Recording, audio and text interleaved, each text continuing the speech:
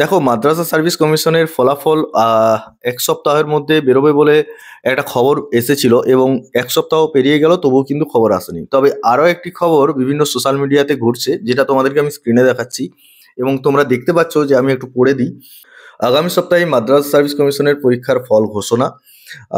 তো এটাও একটা খবরের কাগজে বেরিয়েছে, তবে এটা সম্পর্কে আমার অতটা জানা নেই।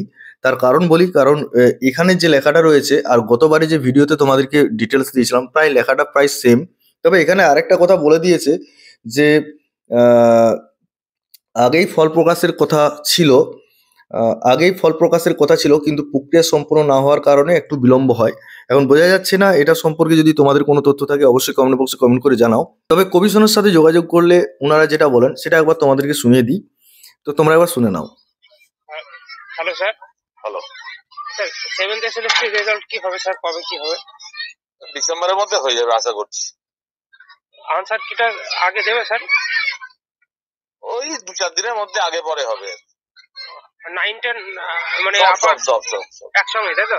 সব। তো তোমরা শুনলে কমিশনে যে ফোন করা হয়েছিল সেই কমিশনের বক্তব্য, এবং এটা অনেক আগেই ফোনটা করা হয়েছিল, এখন নয়, এটা অনেক আগেই করা হয়েছিল এবং বলেছিলেন যে ডিসেম্বরে ফল প্রকাশ হবে। তাহলে আশা করা যেতে পারে যে এই ডিসেম্বরেই ফল প্রকাশ হওয়ার সম্ভাবনা রয়েছে।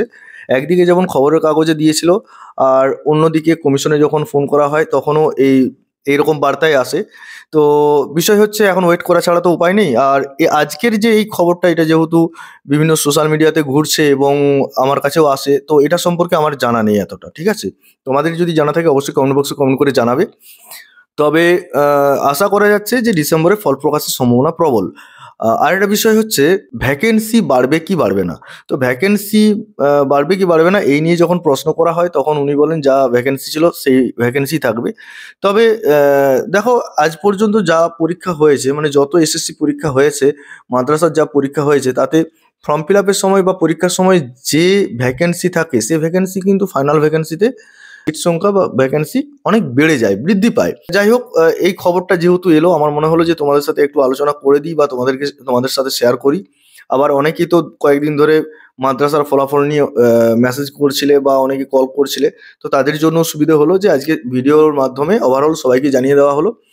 আর আজকের এই খবরটা সম্পর্কে তোমাদের যদি কারোর জানা থাকে অবশ্যই কমেন্ট বক্সে কমেন্ট করে জানাও। আজকে একদম কথা বাড়াচ্ছি না, আজকে এই পর্যন্ত। সকলে ভালো থেকো, সুস্থ থেকো বলে আজকের ভিডিও এখানে শেষ করছি। ধন্যবাদ।